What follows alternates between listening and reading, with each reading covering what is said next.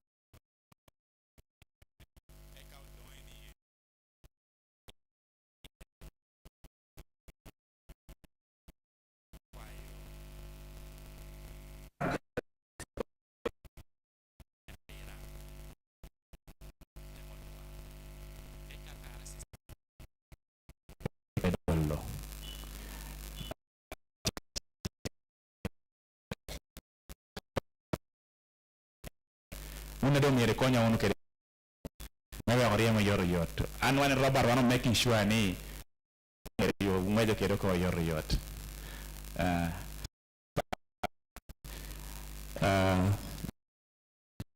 management and senior staff from Bank of Uganda.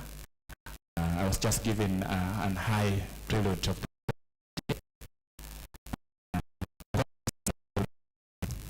the district and city officials of Lira and the South time because they have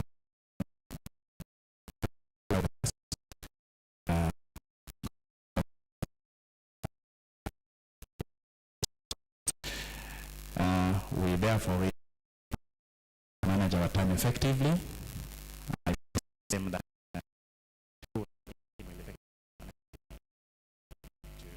respond to whatever issue concisely.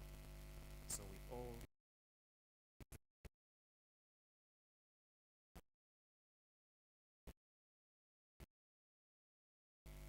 around the first minute DJ to load the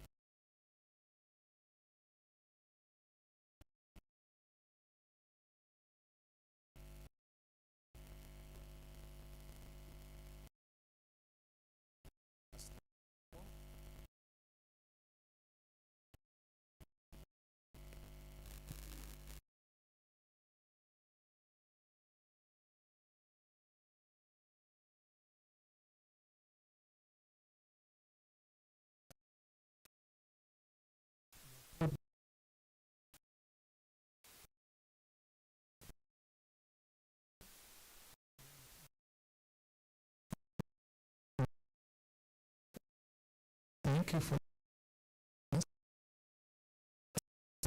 to see that in is well to guide us.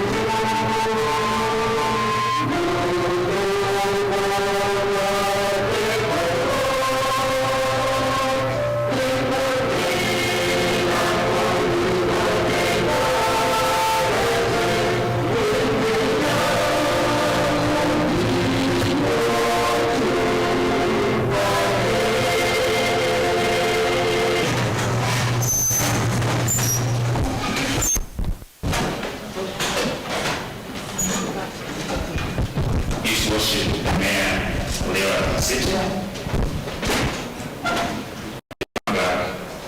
Here present. We have Lira City. Leaders and natural leaders here present. Lira City and district leaders here present.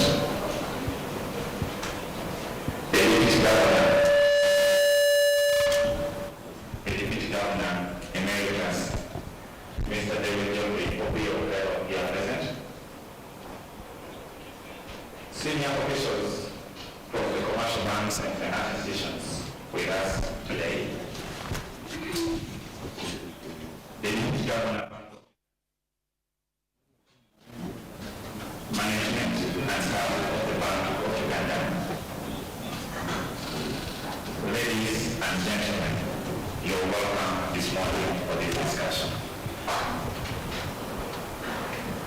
Before we start with the agenda, I went through a brief of the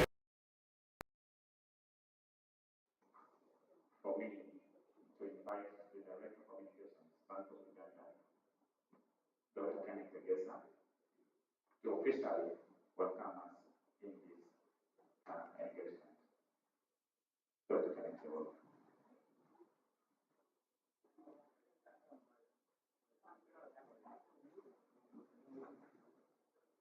Thank you.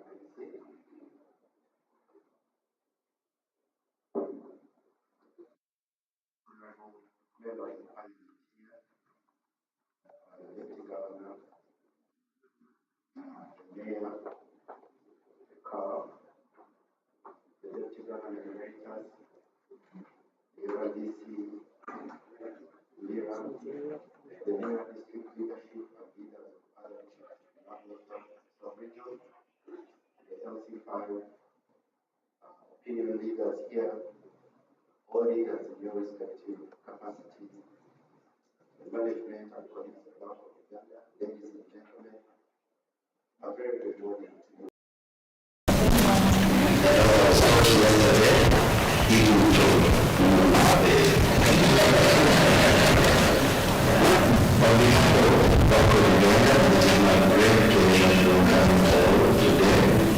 For this landmark Lira Townhall meeting, it's an honor to have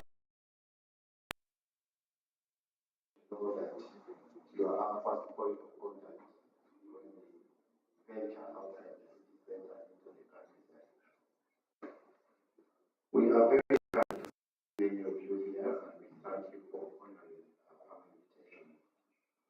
We are confident that today's engagement is going to be positive, fruitful, and communally beneficial to all present in the entire land of South region. That's all we want.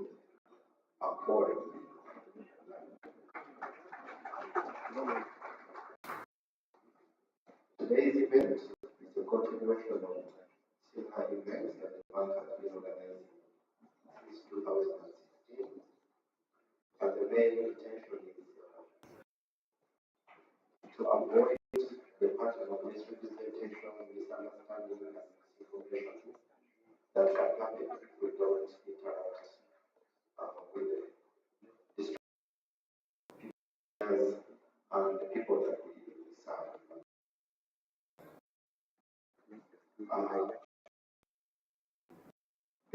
There are three main objectives of this Townhall meeting. One, to strengthen our communication between Bank of Uganda with you, the local area leadership, to enable fast resolution of any challenges that any of us may encounter in executing our respective plans. The second one is to sensitize you about Bank of Uganda's mandate and the third one is to seek your feedback from the residents and area leadership on issues that are pertinent to Bank of Uganda. So we will be very happy to receive any questions in these areas. We strongly believe that these kind of stakeholder consultations and regular feedback are important mechanisms for getting opinions, perspectives, and concerns related to what we do. We expect that through these engagements, we will be better placed to manage your expectations and align them with our goals and objectives. Let me also mention that we are here to learn about your needs, preferences, and concerns, as well as any potential problems or opportunities that we may not be aware of without these kind of engagements. So in addition to the presentations, discussions, questions and answer sessions, we will come to you with some surveys to get additional information that may not have come through. I would like also to recognize our other partners in the financial sector who are here with us, the DPA, UBA, UMRA, commercial banks, with whom you'll have an opportunity to engage on matters that we cannot fully respond to, given that they are outside our mandate. As I conclude, let me take this opportunity once again to welcome you all and to thank the leadership for accepting to host us in this beautiful region. Let me also thank the bank management that has supported this engagement under the leadership of the Deputy Governor, who is very keen to be here and share with you what we do at the Central Bank. And finally, a poem I take. Thank you for your attention.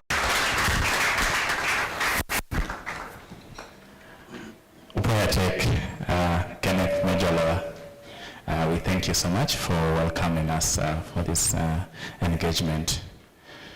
In the interest of time, the Deputy Governor, sir, invite you to come and address the gathering. Thank you.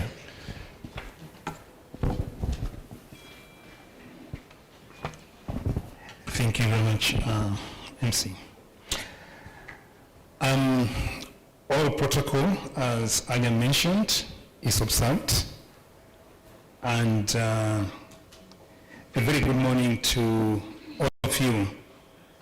And thank you very much, the leaders and the people of Lira, and of course the Greater Lang Sub-Region, for being here today. We are indeed very, very grateful to everyone who has joined us and engaged with us since yesterday as we were explaining the Bank of Uganda's role and how we carry our mandate. Of course, we are coming to Lira City under a very dark cloud. We come to Lira City at a time of mourning. We soldier on the painful loss by the grace of God. The Bank of Uganda Board of Directors, management, and staff are sincerely and deeply saddened by the untimely passing on of the mayor of Lira City, West Division, the late Mr. Michael Ogwal Achonga. We extend our very sincere condolences to the family, the leaders, and the people of Lira City on the passing on of the mayor of Lira City, West Division. We pray to God to grant you strength at this time of loss. The Bank of Uganda family has contributed something token to the funeral expenses in line with the African culture. And we will at the right time hand it over to the bereaved family. So,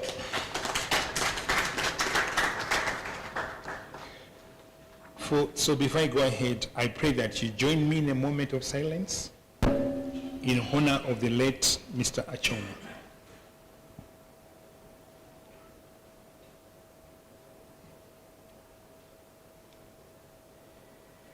May the Almighty God rest his soul in eternal peace. In these very trying circumstances, and out of respect for the family, leaders, and the people of Lira City, we are going to keep this town hall meeting very, very brief. So we will continue with meeting to honor your fortitude, resilience, and our duty as a transparent and an accountable central bank that must engage with the people whom we serve through thick and thin.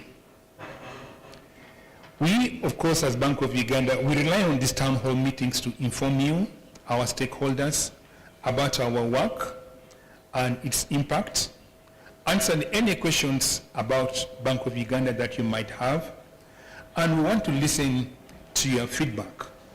Your questions, your comments, your opinions are essential in improving our performance, which ultimately serves the interest of all Ugandans.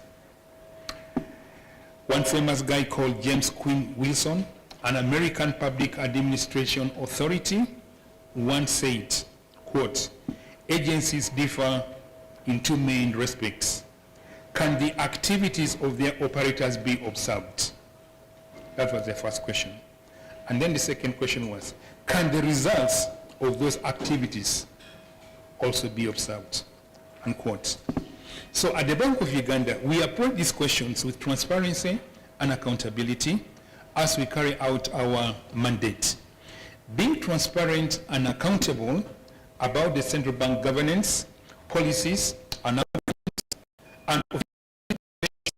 through effective communication with our stakeholders reduces uncertainty and contributes to better policy outcomes. And that's why we're here. In this way, we aim to maintain public support, safeguard operational independence, and enhance policy effectiveness. We know that our independence requires transparency. More importantly, it requires that people can comprehend, people can understand what we're doing. We are happy to report that Bank of Uganda is one of the few central banks in the world that has had their transparency practices reviewed through a voluntary central bank transparency code by the International Monetary Fund. Of all the 170-something central banks, only 8 have undergone this voluntary assessment, including Bank of Uganda. So briefly, let me provide an overview of the Bank of Uganda's work to set the stage for open discussion that we're going to have later on. Our mission focuses on promoting price stability and a sound financial system, supporting Uganda's socio-economic transformation. And this is in line with Vision 2040, which is, quote, "a transformed Uganda society from a peasant to a modern, prosperous country," unquote. Essentially, our mission is like a three-legged stool, resting on 3 key pillars: ensuring price stability, overseeing the safety and the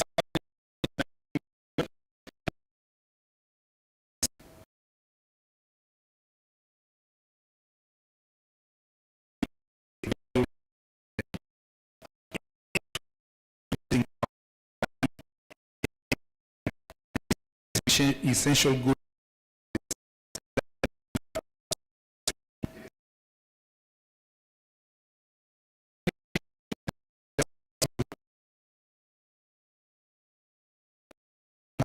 rice,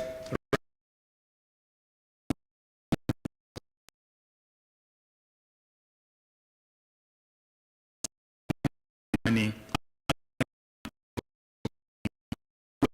prices to available goods and services.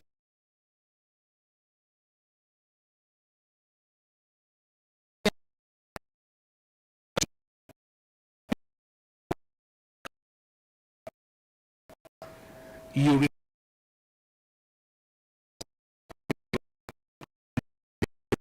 reopened in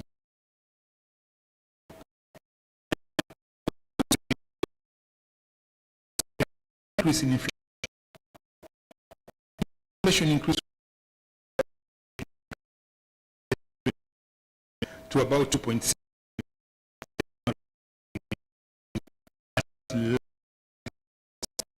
of the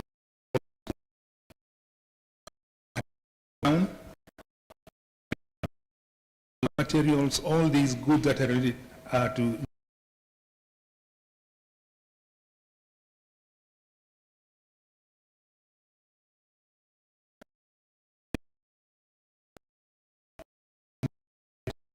material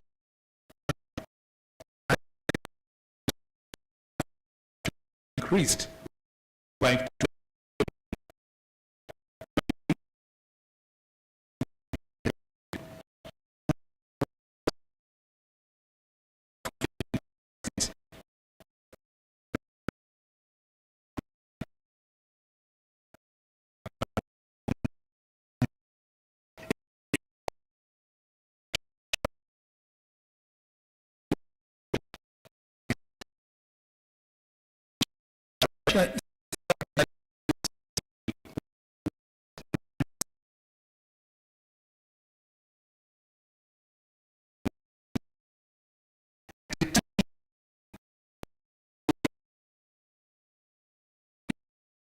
Change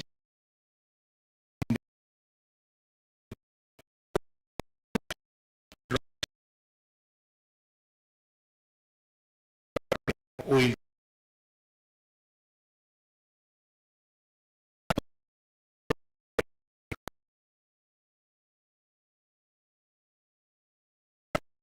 One,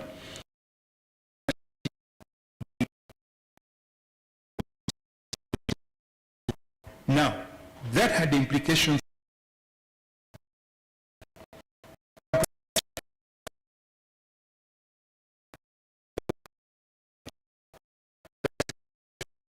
nearly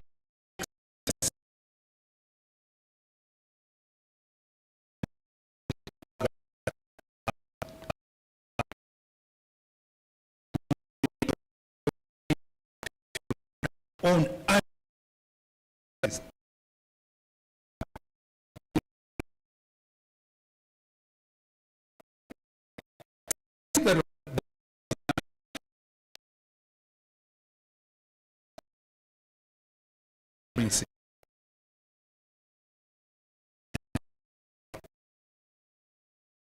the Ugandan government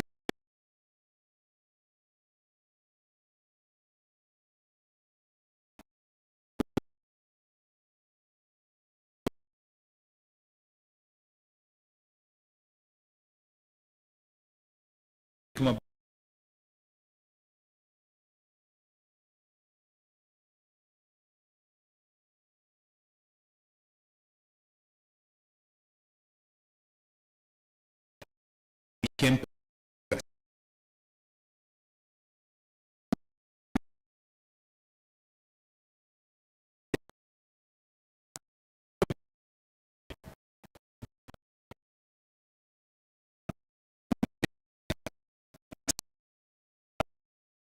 held,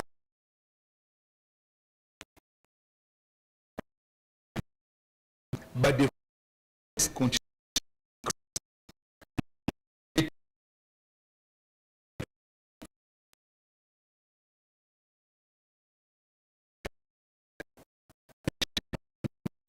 So that is the situation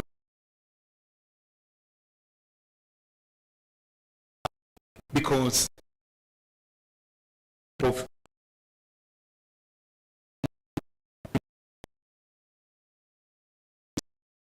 power.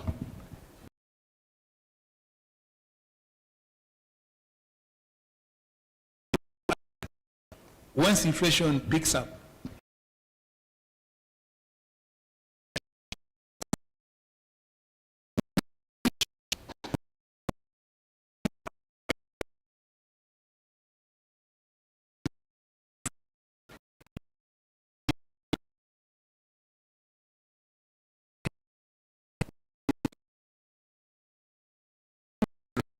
cash reserve requirements by 200 basis points.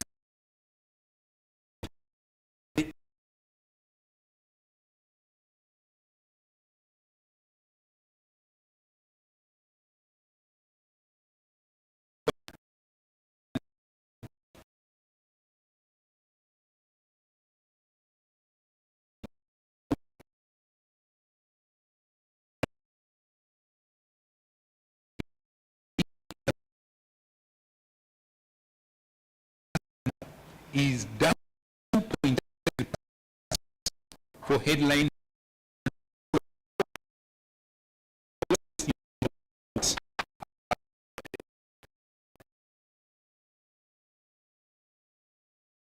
Does not erode.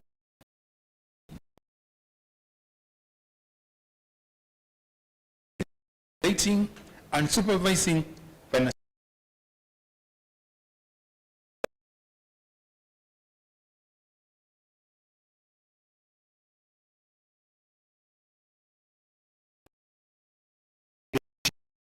There is lack of a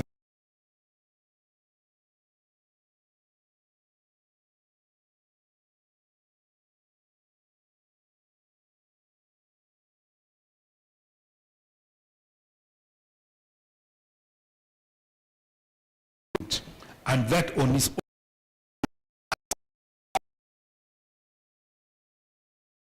own in August last year. The currency then appreciated from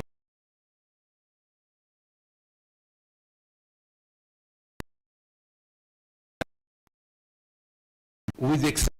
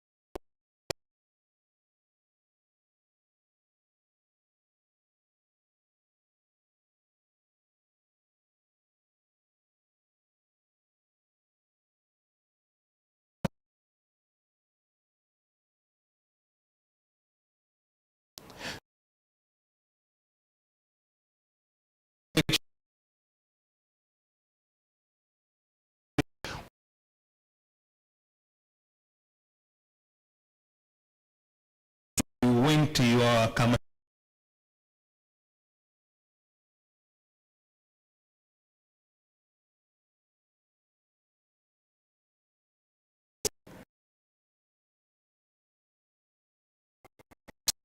bank exists to make sure that the doors of these commercial banks are open, and that when you go there to demand for your deposit that I want to withdraw some money for this emergency, you are able to get that money. So there's a lot of work that is done to keep the doors of the commercial bank branches open. They just don't open accidentally, because there's a lot of work going under. It's like when you see a duck swimming. What is happening under the water there? The duck is padding, seriously. So don't think that it's smooth.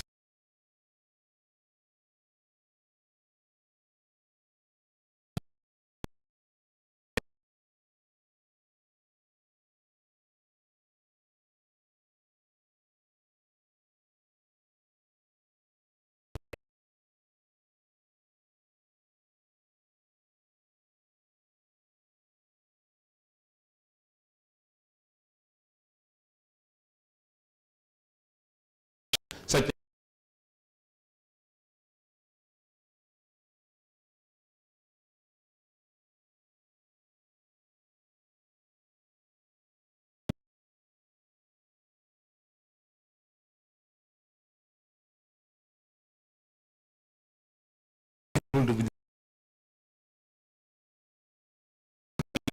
day, all right, in that there are some crimes that we are now beginning to see, and this is where we need to have a conversation, that how can we as a public ensure that these fraudsters, these guys who want to attack your mobile money by removing your phone or having access to your personal information, having access to your PIN number, okay? What can we do to stop those bad elements from the system? You know, it takes two people to tango. There's a saying that we can only be as strong as the weakest. So if you have your mobile phone and you don't keep your PIN number a secret, somebody can take advantage of that and withdraw your money. And the reputation of the entire payment system, the reputation of the mobile money is affected. So we all need to work together to ensure that we don't give these bad guys an open door to frustrating the system. So as the central bank, together with the financial institutions, will be increasing our outreach in educating you on how you can jealously guard whatever money you have in your mobile phone. So we need to work together to avoid that. Anytime you go to withdraw money, you have the correct balances, you are able to get that money, and at the end of the day, we all will enjoy. So in other words, we work hard to secure an efficient electronic financial system so that going forward, everybody is happy with the use of mobile money. Now also, Bank of Uganda has the exclusive authority to issue national currency. And there's what we call a clean note policy. You see, it is very difficult. I don't know how many of you have seen a 1,000 shilling note that has really, really served its purpose. It reminds me of some verse in the Bible where Paul was saying, you know, the race I have run, I've done everything, now it's time for me to go and rest. So some of those notes have really served their purpose, and it's time for them to go and rest. Sometimes when you go and you're given a balance, you say should not is tired. Okay? So there's what we call a clean note policy. We want to ensure that the notes you're carrying in your pocket are clean, not mutilated. So Bank of Uganda therefore ensures that not only do we issue currency, but we also have okay. This is an example of what I'm talking about. If you went somewhere, you're given this as your change, you think twice, do I take it or I leave it? And Director Karen said, this is not an example of clean note policy. So when we go back to Kampala, we are going to have a discussion on that. So, and that's only possible when you deposit money in a commercial bank, and a commercial bank then brings this money to Bank of Uganda. There's what we call currency processing. We remove those kinds of dirty notes from the system, and then they are cancelled so that they don't go back in circulation, and we reissue the ones that can still serve. We also issue on top of the ones that can be reissued, so that the public has confidence in currency. If you have a friend who's from Kenya and you are giving him this money, they'll say, what's wrong with your central bank? We want you to hold this money with confidence, okay, that it is clean. So that's really one of the key functions of the central bank, to ensure that there's sufficient currency, and not only sufficient, but it's also clean, in order to bring confidence into the system. Now, while we are doing that, we are encouraging you fellows also to use mobile money, all right? Because the cost of printing currency is quite high, right? But if you use mobile money, so if, for example, I send you mobile money on your phone, you don't have to rush to cash it out, okay? If you wanted to buy a chicken, all right? Maybe it is your birthday and you want to buy a chicken. The first question you should be asking whoever is selling the chicken is, do you have mobile money account? If he says yes, what's your number? Just transfer the money to him. In that way, you will not have used any currency, but you have been able to get the chicken by just transferring mobile money. So if we all did that, the demand for this currency would be minimal, and we will not be carrying money in our pockets. All right? The only thing you'd be guarding against is your phone. Make sure that nobody gets your phone, nobody gets your PIN. That's all you are concerned about. For the guys who are fishermongers, who go to the lake very early in the morning to buy fish from those fishermen, You don't have to carry cash and then you are waylaid on the way. Just go with your phone. And once you've gotten the stock of fish from the fisherman, you ask how much is it. If he says it is 100,000, what's your mobile number? You just transfer. In that way, even the gangsters, the fraudsters, the thieves won't have access to your money. So we are all happy at the end of the day. All right, so I encourage you to use mobile money.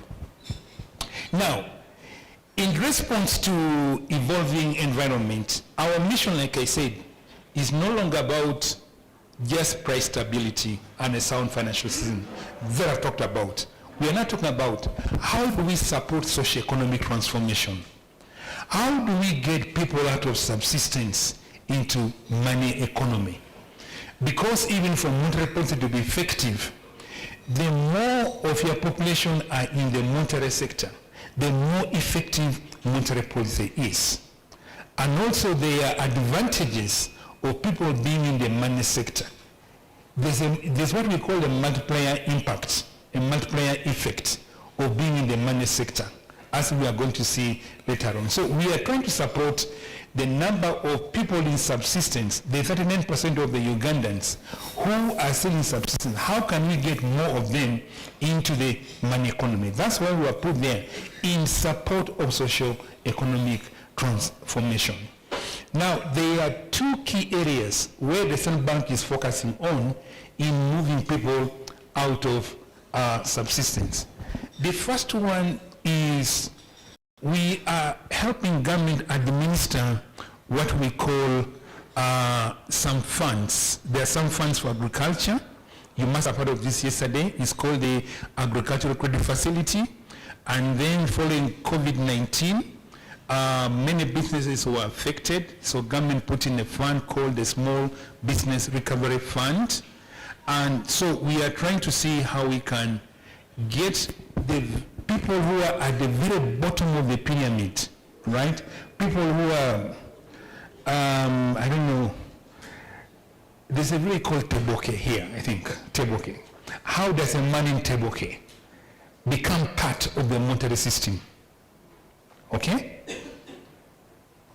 The banks cannot reach to Teboke. There's no branch in Teboke, right?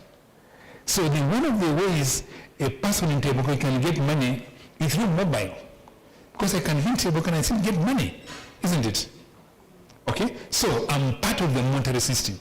So we're using fintechs, we're using mobile money to get to the bottom of the pyramid. There are many people now who are deep in the village who have access to mobile money. All right, so how can we use that platform to bring more of them into the money economy? That's one thing. Now the second thing is these facilities that are being administered by Bank of Uganda. The Agricultural Credit Facility and the Small Business Recovery Fund. You must have heard a lot about this yesterday. But let me bring another angle to it.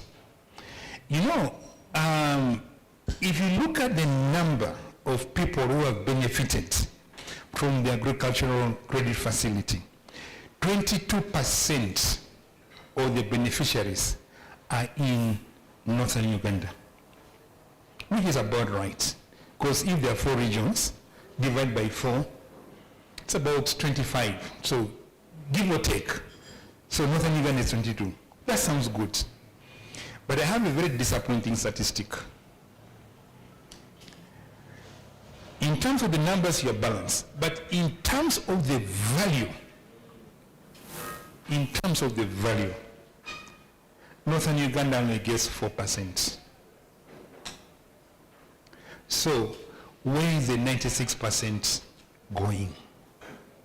The 96% is going to Eastern has got 20%, Western has got 23%, Central has 53%, and Northern has 4%. So what can we do together to improve on this statistic? So you are saying that in terms of the numbers, it is about right. In terms of the amount, a lot needs to be done. So what this implies is that the amount of money each of these individuals in northern Uganda is getting is peanuts. For example, when I look at these applications, the other time I was looking at some applications, there's what we call the block allocation. 140 applicants were asking for 70 million shillings, meaning that each applicant was asking on average for 500,000. And what were they doing with the money? They were going to buy seeds, they were going to buy horse. Some of them were going to buy pesticides and fertilizer. All right? That is very good because you are increasing production. You're increasing production. And the good news is that they are repaying this money. So they're increasing production.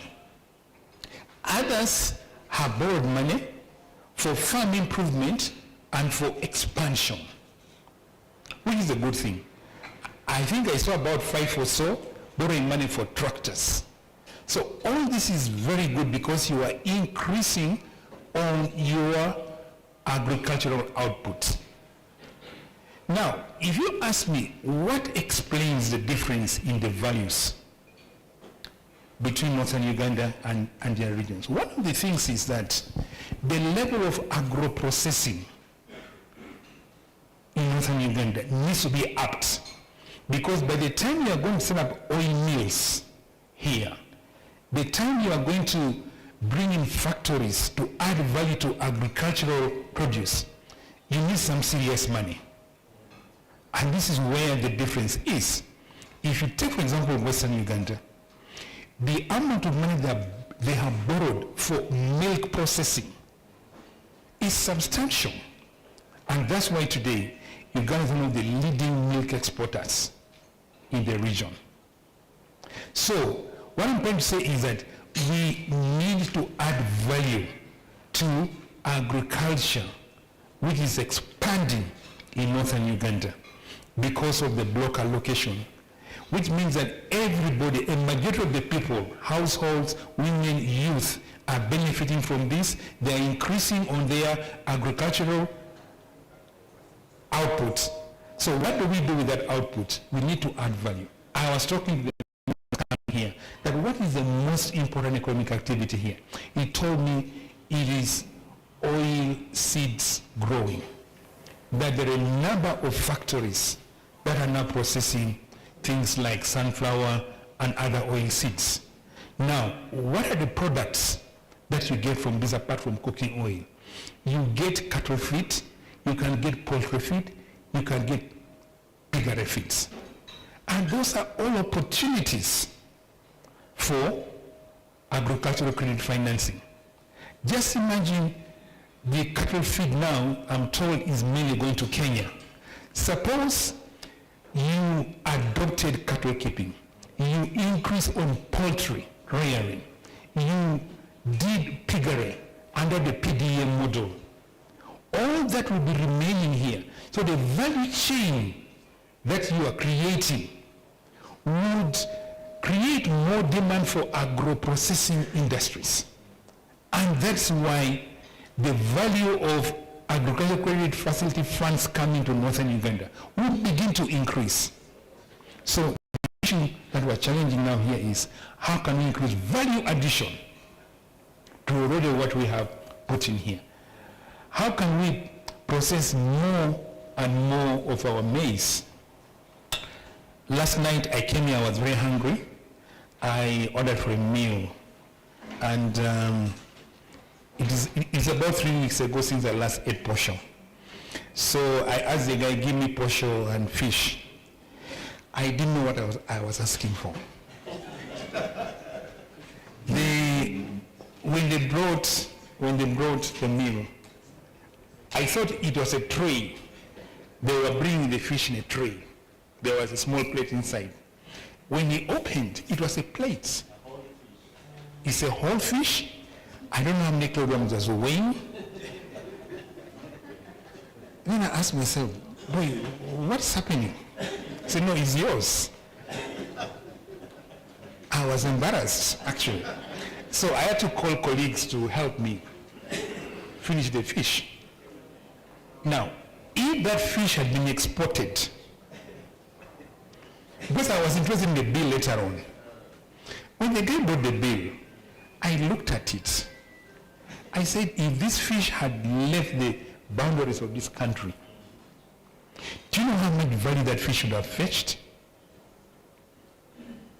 So, how can we promote the marketing of our agricultural products beyond the borders of this country so that we can get more value for our produce through increased exports in the region here, yes, in the region.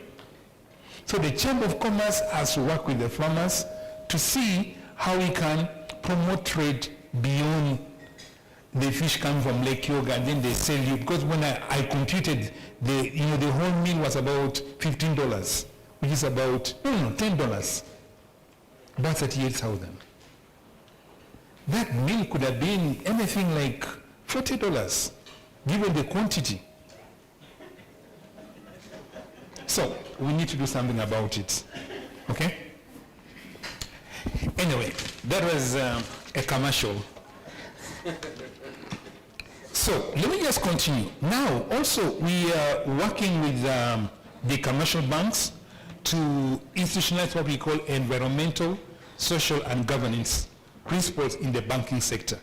Uganda is an agricultural country. 70% of our population live in the rural areas, and the main activity is agriculture. And agriculture is rain-fed. Now, we all know the impact of climate change. The weather are beginning to change. Sometimes you don't have rain, like last year. It is erratic, and therefore the output is affected. And that affects the income of the farmers. Even a bank that would like to give you money, right, may be hesitant because they do not know what's going to happen to the climate, and maybe your crop will go to waste, and therefore your capacity to repay is challenged.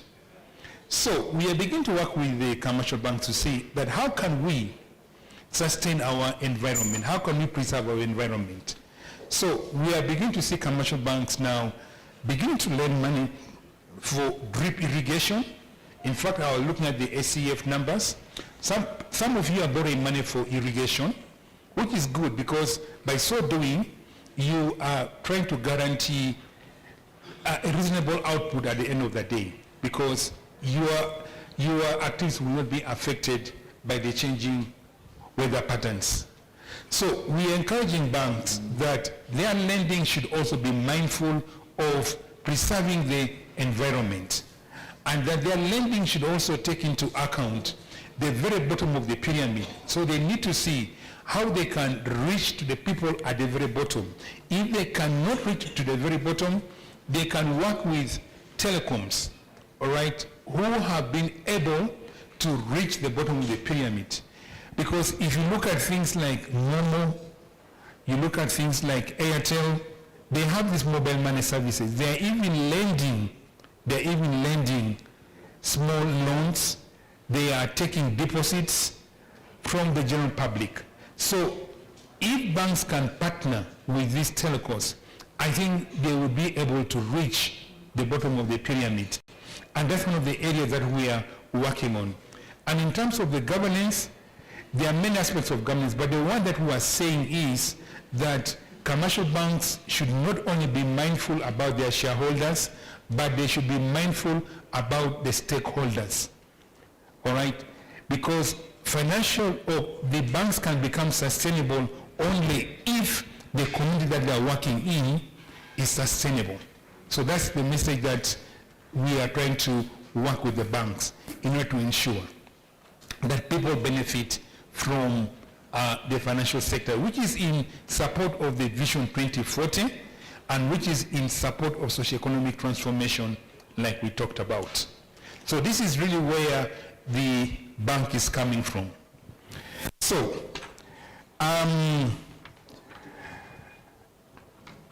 so let me just say something. The battery is going off. Thank you. So let me just say something as I conclude. So ladies and gentlemen, as you know, climate change, the changes in rainfall patterns, droughts, flooding, and increased temperatures is a pressing issue that is affecting Uganda's agriculture, water resources, and public health.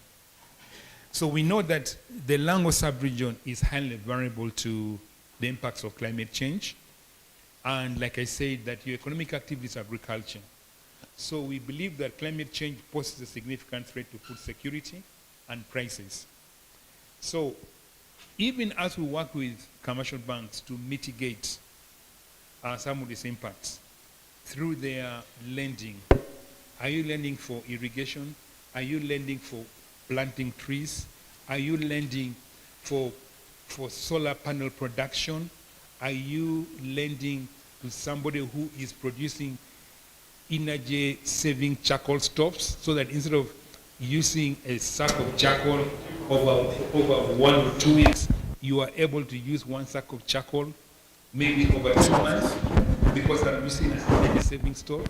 So that kind of lending, how is your loan portfolio reflecting those aspects that are going to preserve the environment? We are also having a conversation with them that if you are lending to the oil and the gas sector, which is now a hot business, because there's a lot of investment taking place in the Bunyoro sub-region. So we will want to see a balance that you've lent 1 trillion shillings to the oil and the gas sector. Let's see, because this oil and gas sector is carbon emitting, how has your lending gone to absorb the carbon that you have emitted because of your lending? How does your loan book show that you've supported those activities that are going to absorb the carbon? So how do we balance the two? Because we need to have a carbon neutral environment going forward. So these are the conversations we are going to have with the commercial banks in order to ensure that the environment becomes sustainable going forward. Because the oil and the gas is there today, but it's going to get finished come 2060. We won't be having this oil anymore. But the environment will still be with us. So do we want to destroy our climate because of the oil that is going to get finished in about 20 years, and then we're left with nothing for agriculture? Or we can ensure that even as we lend to the oil and the gas sector, we are preserving the environment so that long after the oil is gone, we are still able to grow maize. We are still able to produce our agricultural crops. So we're talking about safe lending. Is that clear? Okay, so we therefore urge everyone to take actions to mitigate and adapt to the impact of climate change by supporting initiatives like reforestation. If you can plant a few trees around your compound, you are doing a lot in mitigating the environment. By developing drought-resistant crops, and of course, improving water management practices like rainwater harvesting, right? How can you harvest that water for purposes of irrigation? If you have a small field around your house, you grow some vegetables, how can that water be harvested to help you through the dry season?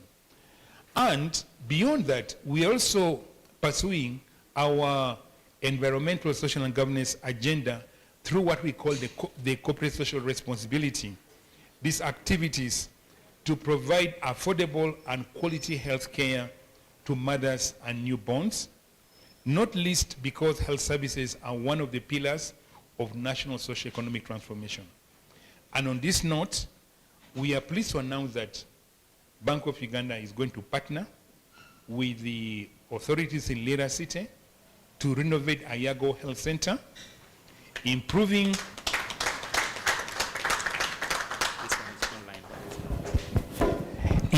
the service delivery to the growing population, especially antenatal services, by constructing an outpatient department building and providing medical equipment, supplies, and also we are going to plant trees around that place.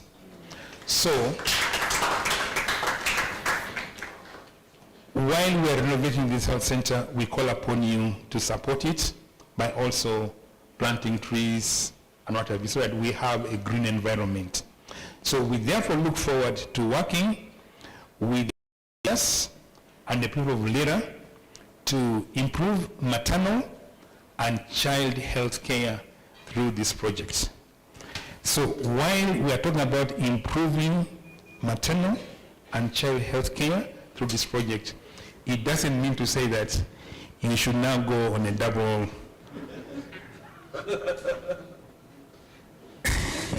Let me leave my words. But we want to improve the child health care through this project. The pregnant moms, okay, expectant mothers want to improve their health. So that we can reason the mortality rates, infant mortality rates, okay?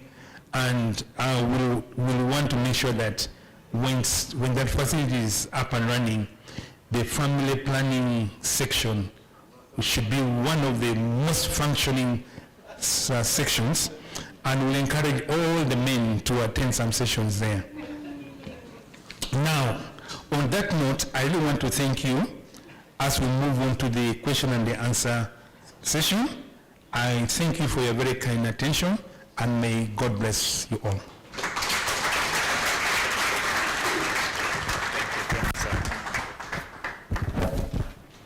Let's give a better one.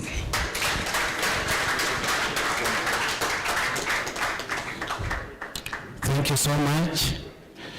That was the Deputy Governor, Admiral Michael Atinyi.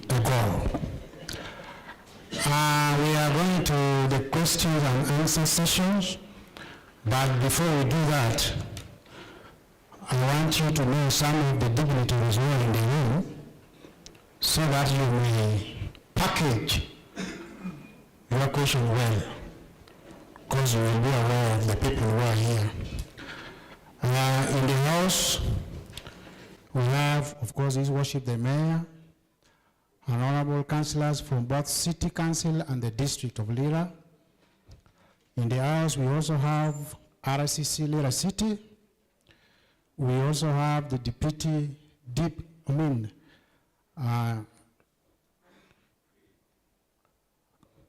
RDC of Lira District. We also have in the House the Vice Chancellor All Saints University, Dr. Andrew Shula. We also have in the House Senior Presidential Advisor in charge of Language Affairs. In the House, we also have Chairperson Public Accounts Committee, who is the DG Emeritus, Adwong David Geoffrey Opiokelo. In the House, we also have Chairman City Service Commission for Lira. In the House, we also have Director of Chamber of Commerce for North and Eastern Uganda. In the House, we also have Superintendent of Police, Jimmy Patrick Okema.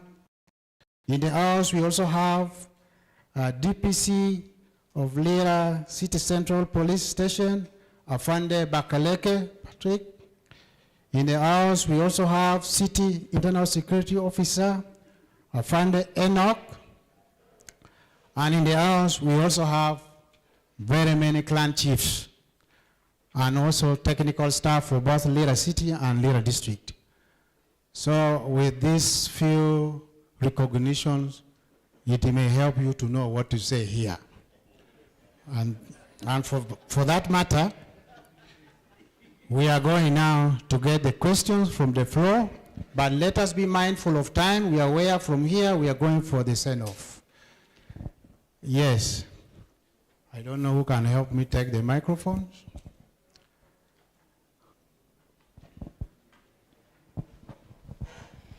The Deputy Governor, Bank of Uganda, all staffs of Bank of Uganda, colleagues in Lira, ladies and gentlemen, I'm Bosco Ogwang Edola. I'm the Director Chamber of Commerce for North and Eastern Uganda. Deputy Governor, you are most welcome to Lira. We thank you very much for this gesture to come and share with us what you have and educate us on what we should do to make Lira what it is. Yesterday we had a session. We learned a lot. What you did this morning was summarizing what we learned yesterday. I had only one question, which I reserved for you yesterday, which I thought you could hear, and then you give us an answer. This is about the Lira Currency Center. As you may be aware, this center we requested for this center in the year 2009, when Professor Emmanuel Mutabile, the late, came here to open Banco Baroda. And about 3 years ago, we were given this facility which we have, the technical center. But we were told or promised that within a short time, you are going to make us be sure that this center will not go away. That's the time when it was established. Now, it is now 3 years, the technical center is there,